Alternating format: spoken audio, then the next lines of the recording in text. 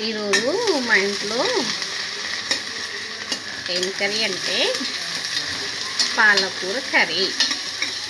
పాలకూర కర్రీని చేసుకోవడానికి కావలసిన పదార్థాలు ఏంటంటే ఆయిల్ వేసేసి cumin seeds and mustard seeds వేసేసి కొన్ని చిల్లీస్ వేసేసి ఆనియన్స్ వేసి ఇలా ఫ్రై చేసుకొని ఇది రోస్ట్ అయిన తర్వాత ఆనియన్స్ ఓకే.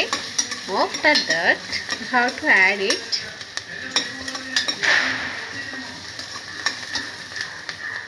కొన్ని కర్రీ లీవ్స్ వేసేసుకొని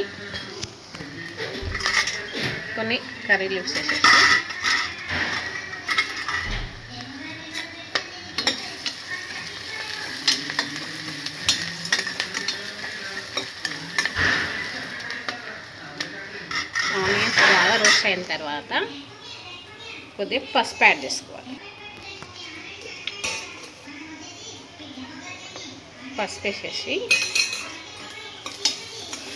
కలిపేసేసి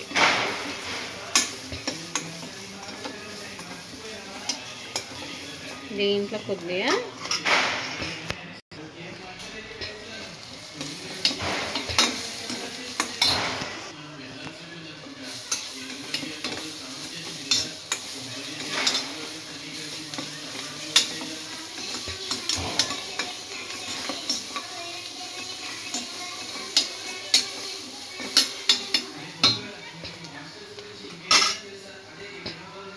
బాగా రోస్ట్ అయిన తర్వాత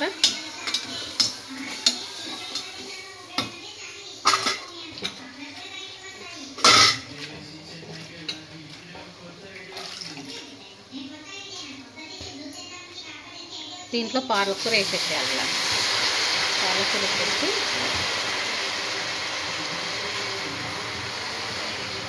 వాష్ చేసి పెట్టుకుని కట్ చేసి పెట్టుకుని వాష్ చేయాలి. పాలకూర నిన్న వేసేసి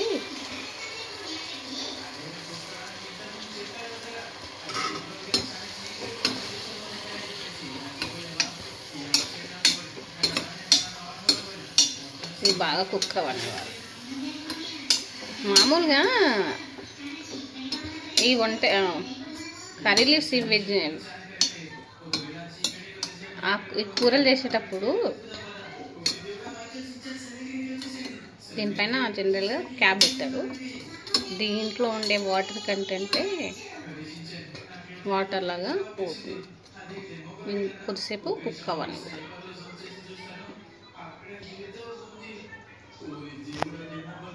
ఇలా పాలకూర కుక్ అవుతుంటే బాగా ఉడుకుతుంటే మంచి స్మెల్ వస్తుంది అన్నమాట. చాలా చాలా మంచి తినాలి.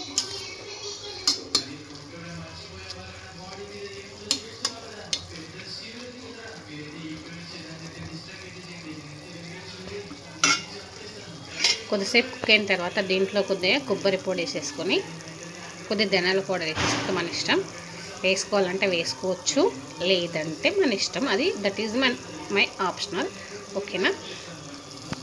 ఇలా సింపుల్గా ఏ మసాలా లేకుండా ఇవి బాలింతలకు కానీ సర్జరీ అయిన వాళ్ళకి కానీ హెల్త్ కాన్షియస్లో తినే వాళ్ళకి కానీ రైస్లో కానీ చపాతీలో కానీ రొట్టెలో కానీ చాలా బాగుంటుంది కర్రీ. నాకు పాలకూర ఫ్రై అంటే చాలా ఇష్టం. కర్రీ అయినా ఫ్రై అయినా పప్పులో వేసుకొని తిన్నా ఇష్టం.